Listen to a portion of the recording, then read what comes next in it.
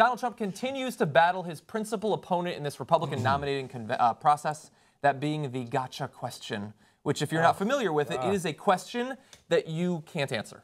Basically, that's what it is, and you define after the fact that it was a gotcha question. So he's had a few, like, for instance, what's your favorite Bible verse, which does require a lot of preparation to answer that question. You have to have read the Bible, so that would be a change for him. Or one verse in the Bible. Or at least a verse of it, yes. Or have a favorite verse. Or heard someone talk about a verse and then just say the name of it. Let's say you don't have a favorite verse. You could say, I don't have one. That's all. You could say that.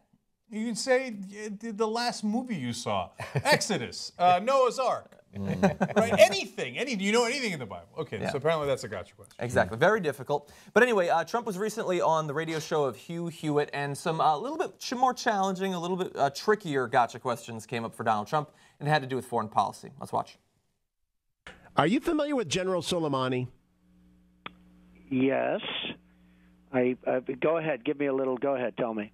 He runs the Quds forces. Yes. Okay. Right. Do you expect his behavior? behavior? The Kurds, by the way, have been horribly mistreated by us. No, not the Kurds. The Quds forces, the Iranian Revolutionary Guard's Quds forces, the bad guys. Right. Do you expect his behavior to change as a result? Kurds. No. Kurds. I'm sorry. I thought you said Kurds, because I think the Kurds have been very poorly treated by us here. Go ahead. Agreed. So if he knew who the general was, he apparently obviously was lying. Yes. Because he agreed that it was the general of the Kurds there. He's like, yes, go on, carry on. Okay, now look, you're going to get into a lot of whether there's a gotcha question or not, and we'll settle that in a second. We'll settle it, okay? But the biggest mistake he makes here is when the guy says, are you familiar with General Soleimani? It's okay to say, no, I'm not. So tell me more about him, and I'll tell you the context of what you're looking for. It's okay to say that. You don't have to know every general in the Quds Force and the Iranian Revolutionary Guard to say. But you can tell right there, yes. Sure. Sure I am. No, you're not. It's so obvious. It was obvious. See, he's a child. This is what we were talking about. He's like a third grader, right? Oh, you're a dum-dum. You're a baby. Ha ha, got you. I'm the best. What? Him? Yes, I did my homework. Yeah, I think I met him one time at a party. Come on, it's the most obvious lie in the world. That's what starts all this trouble. Exactly. So Donald Trump is like, hey, Donald Trump, why'd you say all that stuff about the Mexicans? Why'd you say all that stuff about the Mexicans? I mean, that's who he is. That's basically it. You say you call them rape. You called them rape. I mean, that's basically what we're dealing with right now. Yeah, and oddly enough, my brother, that's what despite all of this going on for a couple months now, he has this aura of being the honest guy who tells it like it is. When he doesn't tell it like it is, he just makes up stuff and throws it back in your face. But anyway, they have a little bit more about Soleimani in this clip. Well, Soleimani is to terrorism sort of what Trump is to real estate. He's many people would say he's the most dangerous man in the world, and he runs the Quds forces, which is their Navy SEALs. Do you think they're going to stop? The gentleman that was going back and forth with Russia and meeting with Putin, I read something, and that seems to be also where he's at. He's going back and forth, meeting with other countries, et cetera, et cetera. That's the guy. And so, do you think not good for us? Oh, you see, he nailed it. He had read something. That's to his credit. Okay, no, by the way, that's not bad. Yeah, he recovered it. If he had said, remind me Soleimani, and he says this, and then Trump says the guy who went to Russia, that's a win. I wasn't actually aware of that. Right? And so then, but he's like, Soleimani, I know, he's with the Kurds. Kurds, whatever. Right? And then, like a third grader, his answer to the question is, not good. That was his conclusion. Yeah, that guy. Not good. Bad thing. Right. I can't believe you asked me a gotcha question, but I nailed it. Not good. Do you feel like everything has become like a menu at Denny's now? It's like a picture of everything, and you just go bad, good, yummy, no, like, yeah, this, and you just point at it. But I mean, we're looking at things so a-specifically anymore. Like, it just doesn't matter. I think that dust up with the Quds and the Kurds will matter zilch with the people who like him. No. I think now folks will have second thoughts about voting for a racist wife raper. I think this is it. You're right. Yeah. The Republican base is like, wait, he didn't know about General Soleimani? Yeah. Wouldn't you love to see that family in Iowa? Wait a minute. Did he doesn't know who Soleimani is? Oh, God, no. I think the judge is a butt, and based on the new information from the Middle East, I think Donald Trump will not be getting my vote. Yeah. Look, I didn't know who was leading the Quds or whatever. Like, I think most of us don't. I think most Americans don't. But you do have to bear in mind, of course, that most Americans are not trying to become the leader of America. We're just going along with our day-to-day lives, whereas he was apparently, after decades in business, he experienced this reawakening where he suddenly had to control America and its military and interact with people like Soleimani and the other leaders of Iran and these other countries. Like, that's why we place a little bit more emphasis on it. And it might be unfair in this case, this particular thing with Soleimani. That seems a bit more gotcha. But this is a guy who can't name, in the same way with Palin, she couldn't name newspapers. He can't name verses. Like, these are people who actively dodge any questioning of their intelligence, which is a defense mechanism that you manifest after living a life where you know you can't back up the things you're supposed to know. He knows to back off and to use generalities, to never be specific, because he's been questioned in the past when he said something stupid, when he's used a name that doesn't actually apply to a certain group.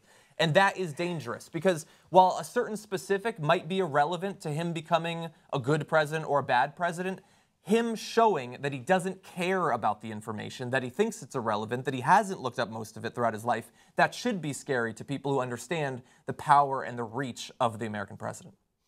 Well, you see, the problem is that, as we were talking about before, all that notwithstanding, this is going to help him with the Republican voters because they don't know. They know. And they get defensive if someone questions them, right? And so when he says it's a gotcha question, they rally around him, right? So now Marco Rubio and some of the others are making the mistake of attacking him on this. Oh, you got to be ready to be president, et cetera. But the Republican voters are going to perceive that as an attack against them, right? Because they don't know the difference between the Quds and the Kurds, and they don't care. Wait, what are they? They're Muslim? Bomb them, right? They're just sure that they're all Arabs. Picture it, Denny's bad. Yeah, I already know. Like the thing that sounds like bad. The thing that sounds like a cheese from Wisconsin, right? No, bad, right? And so now the Kurds are on our side. They don't care. They don't care about any of that. So they like that Trump doesn't care, even though he should be a disqualifier. And John's right. But they view that as like, that's my guy. He's just as stupid as I am. Just like with Megyn Kelly, that helped him. He went up in the polls, right? So when he attacked Megyn Kelly, called her a bimbo, and boom, he goes up in the polls. That's exactly what they want. That's exactly what you're saying. It's not going to hurt him. Trump goes on to Morning Joe, and he's already trying to reframe what it is that happened between him and Hugh Hewitt. Not about the Quds Force, but about the Iran deal. You're the only candidate in the field that I know of who has actually been forthright in saying that you would basically work with the Iran deal. And, you know, by the way, when you say Quds versus Kurds, I thought he said Kurds, this third-rate radio announcer that I did a show. It was like, gotcha. Every question was, do I know this one and that one? And, you know, it was like he worked hard on that. But I thought he said Kurds, and I Okay, there's two things that I love about that clip. How fawning and deferential the press has become to Trump. Like the guys who were making fun of him before, when he didn't have any power. You remember Obama made fun of him during one of the White House Correspondents' Dinner, and all the press laughed at him. And they laughed. You don't have any power, loser, dum-dum, right? Now, Trump gets on there and says, oh, this third-rate announcer. That's and they all giggle. Yeah, it's a child's taunt, right? And what are the tough press do? Oh, Donald! Oh, you're so good! You're so good! Oh, it's revolting. I mean, how do you live with yourself? I mean, the minute anyone has power, they're like, oh, yes, the Donald, yes. Like in Planet of the Apes, like, oh, take my banana, take my banana. What was that guy's name, that journalist guy? Wasn't he from the New York Times? Is he from the... I think he's the leader of the Kurds. I'm not sure. Soleimani. Actually. That was Soleimani. Soleimani. Right? Yeah. Okay. So now he's somewhere. You know, Scarborough's there. All the regular cast is there. They're the all ones giggling, right? And then, secondly, like, here he comes again, child, right? Third-rate announcer, right? So, and they eat it up. Third-rate announcer. I got him. But why did he get him? That's not clever. Like, it needs a twist, doesn't it? It needs something. It's just like, if you guys imagine you go on stage, you're doing stand-up, and you just come out there like, hey, everybody, Donald Trump. What a dum-dum, right? Third-rate guy, right, everybody? Where's the fucking joke? Where's the joke? Where's the hook? Like, where's the twist? You got to put a twist on it. Where's the clever phrasing? Where's the juxtaposition of ideas? Where do you make Hugh Hewitt look like an idiot using his own words? No, the guy who should be embarrassed in this situation is Donald Trump because he didn't know answers to really questions that he should know, right? If he wants to be president. And he pretended he knew, and then he got outed he didn't know. So he's the one who actually looks like the idiot in this situation. He goes, no, that guy's the idiot. And all these sycophants on Morning fucking Joe sit around and cackle like jackasses. And by the way, anybody in the America who's a reasonable human being laughs at you, Joe Scarborough, and all the assholes on your fucking show. All right? They're all idiots. They sit there. They know better, and they let you run down. Anyway, I watch that show too much because I know way too much about that show to let those guys. That's unbelievable, Cenk, that they're sitting there. They should be making fun of Donald Trump. Now, Donald, you pretended to know this, and then you didn't know it, and then when he called you on it, now you call him a name. Why do you keep dragging down the business of politics that I've devoted my life to? Why do you do that? They don't do anything. They did exactly what you said. So there is, in polite society, there's nothing you can do anymore that will get you ostracized from polite society. Donald Trump could be the biggest racist, the biggest misogynist, the biggest fascist, talk about rounding people up, lie, call every journalist a name, and then kick a Mexican guy out of his press conference. Hey, I want to sit on your lap and go on your helicopter because that's a good of a, I'm a Time reporter for Time magazine. That's who these people are. Here is his fairly pathetic attempt to one-up Hugh Hewitt.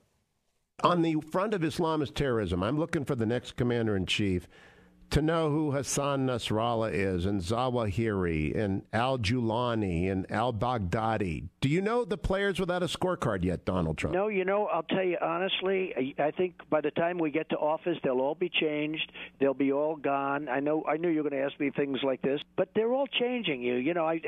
Those are like history questions. Do you know this one? Do you know that one? I don't believe in gotcha questions. I'm not trying to, quiz you on who the worst guy in the world is. Well, that is a gotcha question, though. I mean, when you're asking me about who's running this, that is not. I will be so good at the military, your head will spin. All right, let me expand it because I know it's not gotcha. I'm trying not to do that, but I wanted to see like if gotcha. You're asking me names that. I think it's somewhat ridiculous, but that's okay. Go ahead. I understand that. But when you start throwing around names of people and where they live and, give me their address, I think it's ridiculous, and I think it's... Well, I wouldn't do that. That's crazy. I agree. Well, but it's an interview, not a debate. By the way, the names you just mentioned, they probably won't even be there in 6 months or a year. Yeah, I don't know. Nasrallah's got such staying power. And so I think let's see what happens. And you know what? In that case... First day in office or before then, right at the day after the election, I'll know more about it than you will ever know. That I can tell you. I hope so. Last question. So the difference between Hezbollah and Hamas does not matter to you yet, but it will. It will when it's appropriate. I will know more about it than you know. Oh, my God. It's appropriate. All right. So, all right. Now, that's much worse. Okay. So, first of all, if you don't know all those names, that's fine, right? And I know to Trump, it's like, what difference are they? They're all guilty. Guilty. They're all Muslim. What's the difference, right? And they won't be there because I'll bomb them, right? But no, wait a minute. He says Zawahiri. That's the head of al-Qaeda. You're running for president of the United States. You should know who the head of al-Qaeda is, right? Al-Baghdadi, the head of ISIS. You should probably know the head of ISIS, right? I'm not saying if you're a plumber or you're a dentist and you're going about your life, but you're running for president of the United States. You don't know Nasrallah from Hezbollah. But then, okay, put aside all that. So you don't know the names. Okay, but you know what Hezbollah is. You know what ISIS is. Except he just said he doesn't even know the difference between Hezbollah and Hamas. If you're running for president, that's crazy. The Hezbollah's in Lebanon, Hamas is Palestinian. So there's a very, very important differences. Is once you get into ISIS, Al-Qaeda, Hezbollah, and Hamas, you got to know who's supporting who and who's against who, right? So, for example, ISIS is Sunni, Hezbollah is Shia. If you say, okay, I'm against both of them, yeah, okay, we are. But how? Who are you going to play off against one another? He doesn't know any of it. He doesn't know any of it. So, and he'll say, oh, yeah, once I become president, I'll learn presidenting. That's not really a convincing argument.